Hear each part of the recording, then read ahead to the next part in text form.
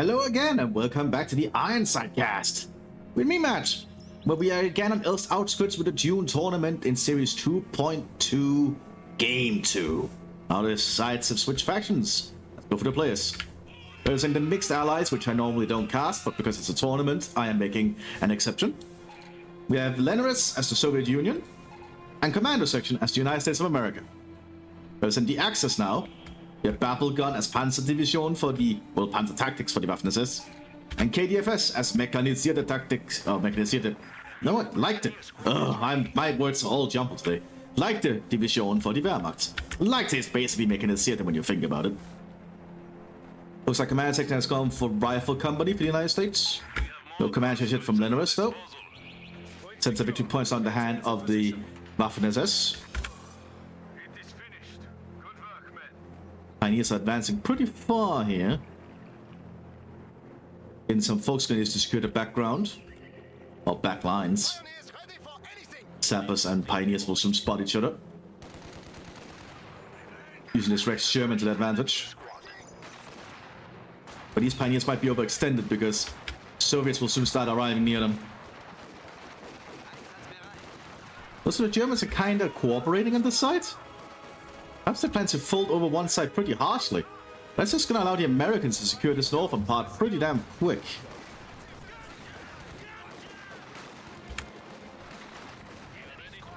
That's it, the Sappers are taking some heavy losses here. And so are the conscripts.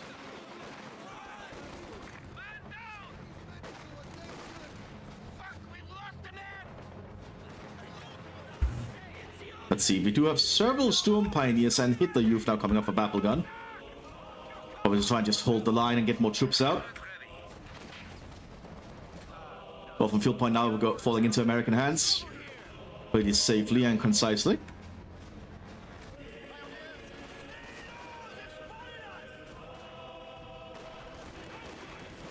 And Germans are still holding the line here.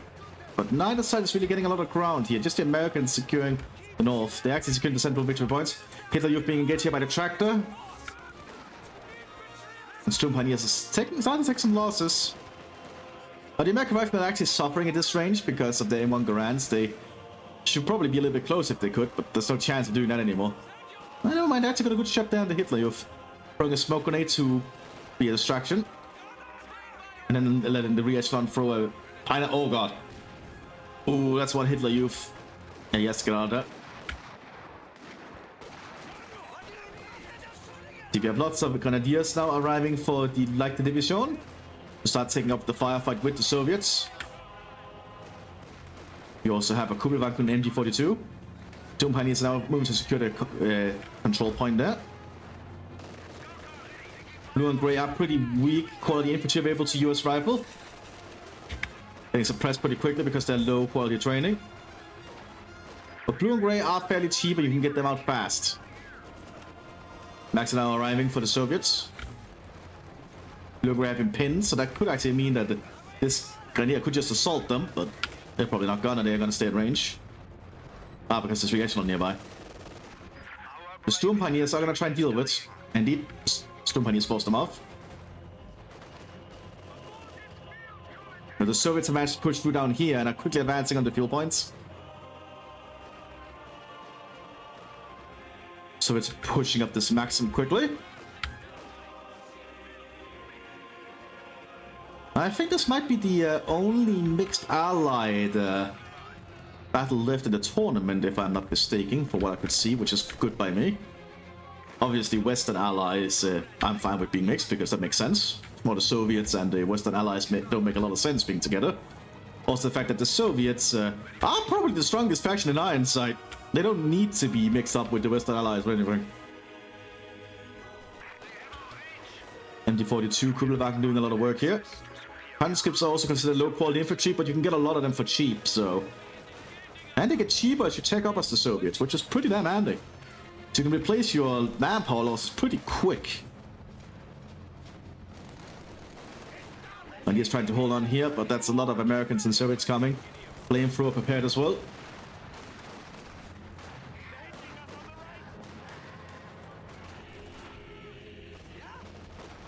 There's some more folks Grenadiers arriving. Conscripts do suck at aiming, but as you get closer, their aim will increase. And the force is also out in the open. But at long range, the conscripts don't really have a high chance to hit. We have a quick minefield being laid here by the sappers.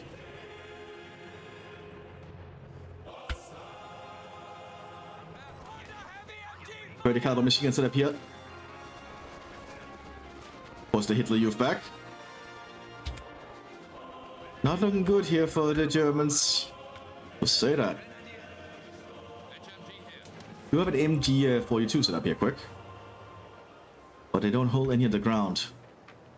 Meanwhile, the Soviets are gonna dig in with trenches. You need engineers? Did they pick a commander? Completely missed. Oh, they have not picked a commander yet. I guess Denrix is still just deciding, because the Soviets don't really need to pick a commander for a while. They have basically all the options they need from the get-go, regardless of commander choice. You have conscripts for cheap infantry, you have Frontoviki, and all that kind of stuff. Nope, we have a little bit of lag spike. Sappers setting up their booby trap here. Very cheeky. Gladiators are trying to push up here. But yeah, the Soviets really aren't in a rush to pick a commander if you play as them, because you have all your tools for just playing the Soviets. Molotov toss there. Max getting inside the trench. And there's only light cover here, so the Maxim's gonna shoot straight through that. The machine guns really just don't care about medium cover or light cover. You need heavy cover to stop a heavy machine gun fire.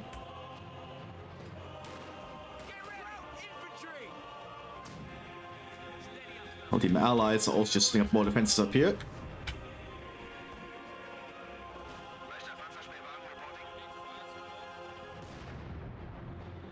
So the Germans are moving up towards to the fuel. Oh, they could actually flank the machine gun here, which is why it's running away.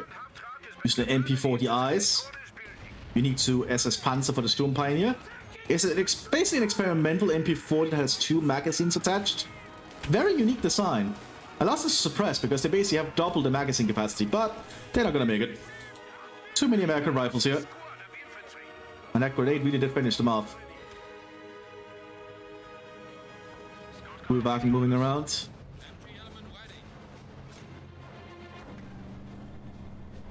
It feels like the Soviets and the Americans are just taking their time now. Got some smoke shells here with the light mortar. We actually get to see the 60mm. I've always praised this one in urban combat, but we rarely see people use it. But it's actually really good. It's very, very cheap too. Probably the cheapest mortar in the game, but it's actually surprisingly good at what it does. People just need to use mortars more, like the light mortar there. Because here's the thing it does, unlike other mortars. It will actually auto-target within its fairly small range. Sure, the explosions are not big, but that's why it'll just keep bombing. It's like if you're in an urban environment, that thing can be really damn good at just harassing your enemy if they're using cover. That's why if you're like in an area with a lot of cover and lots of firefights, as the Americans, if you can get the 60mm mortar, I personally think it's always worth it. Or if you're playing as the Brits, you can get a similar mortar. I forgot what it's called because they use the whole inch thing. So it's slowly creeping up here to get closer to the fuel points. But the Wehrmacht has been able to move on to the point here to decapture it. But they're being hit here by some conscripts armed with SVTs. SVTs? That means they've gone for something. Well, SVTs you don't need to be a specific commander to pick, I think. Unless I'm mistaken. Regardless, that means that the Soviets have gone tank destroyer. And now got some anti-tank guards in the fields. You could put some flamethrowers in an SVT. And these guys are unique because they can sneak. So if you arm these guys with a flamethrower and sneak up close to the enemy, you can do a flamethrower ambushes. Pretty good unit at that too. We just rarely see people use them. It's not easy to pull off a good sneaking ambush in this game sometimes. But let's see if Leatherist can pull it off if they decide to go that route with them. ND42 key opening up here on the conscripts, but the conscripts have gotten their vodka reserves, so they're gonna take a little bit longer to suppress.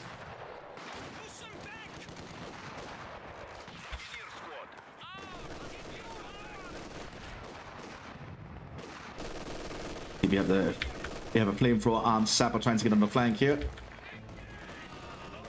Oh, they're rushing out. They're starting to cover them.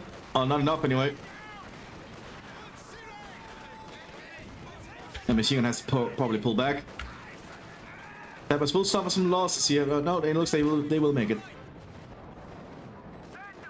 Command tanker now arriving here for debuff Mthis. Americans do have an AT gun out. 57mm.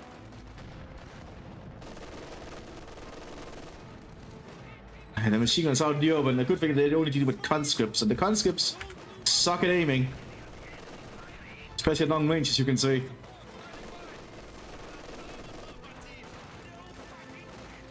Indeed, we do see the sneaking tactics. They're just waiting in a proper ambush position now with the flamethrower. There's a bug though where the flamethrower guy seems to be running normally. That is not intended.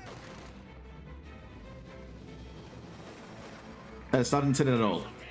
I think that happens because they get the flamethrower upgrade while they are in the sneak mode. They should put it away when they are ordered to ambush, basically. But for some reason, it's not doing that at the moment. This way then the shrubbery. Shrubbery!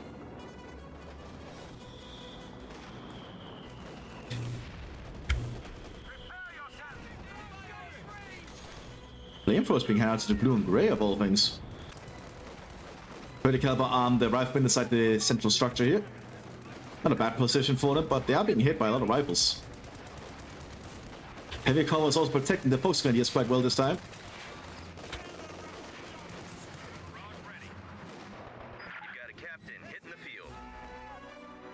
And you see it's going to the other side to cover.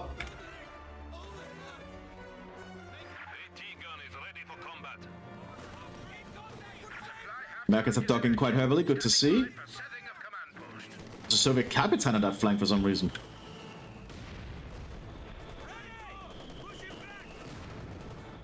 Most of the light mortars already getting to work. This time it's actually doing a barrage ability, obviously. So I think those have an increased range over its normal acquiring range.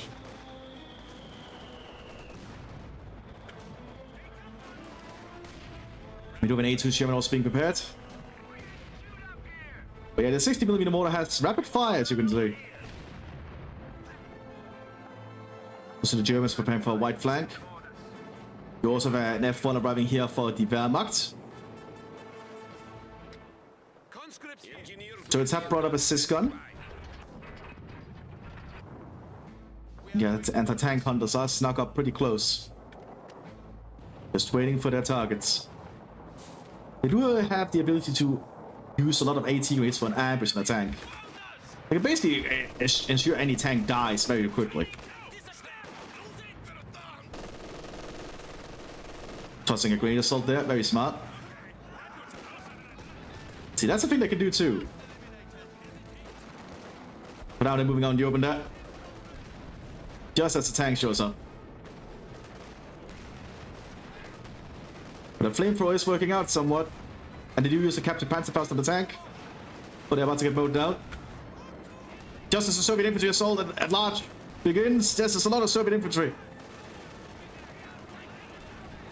I like that Linus is giving their conscripts SVTs, which does actually improve their firepower. Having some semi-automatic rifles can do a lot of work, actually. But conscripts are supposed to take losses. That's kind of normal and expected. But the Soviets keep advancing. But this is going on. The Americans also have their Sherman up here, having a little bit of a mechanized engagement with this command tank. Ooh, the tank is calling in artillery strikes. It's not prepared with its gun, which allows the Sherman to just start opening fire there. Ooh, that's not good. Not good at all. Well, this is going on. The F1 on the southern flank has to pull back as the Soviets maintain their advance.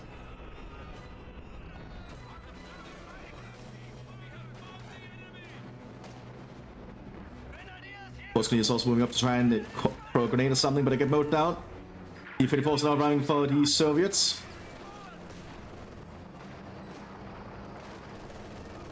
But Soviets taking losses is to be expected. Explosive rounds being loaded. Misses. Now the Americans gonna start assaulting with the Sherman up here. I feel the Germans being overrun here pretty quick.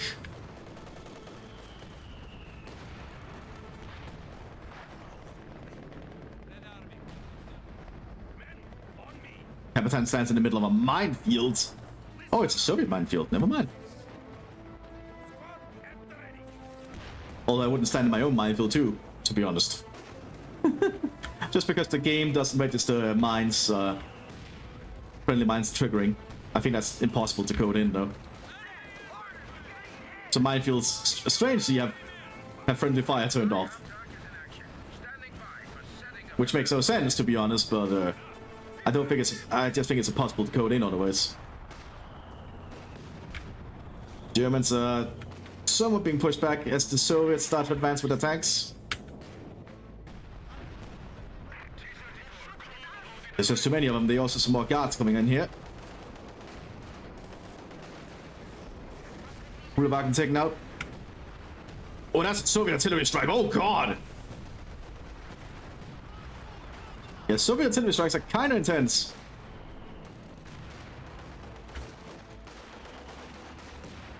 Trying to take out this pack. Misses. Pack has been suppressed, though. Open this down.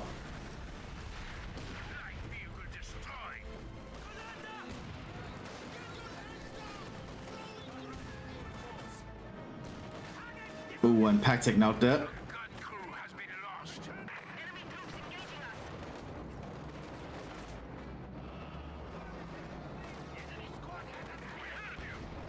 The T-34s are just breaking their way through. Another F1 trying to do its work. Actually, that's the same F1. But I don't think it'll do much to these T-34s. And the Soviets can just keep under assault. How of the Soviet Union quite being shown here.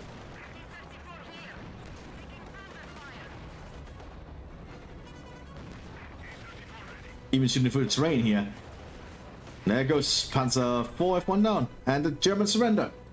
Well, this was some short matches, a short series. I'll see you all in the next series, everyone. Bye-bye.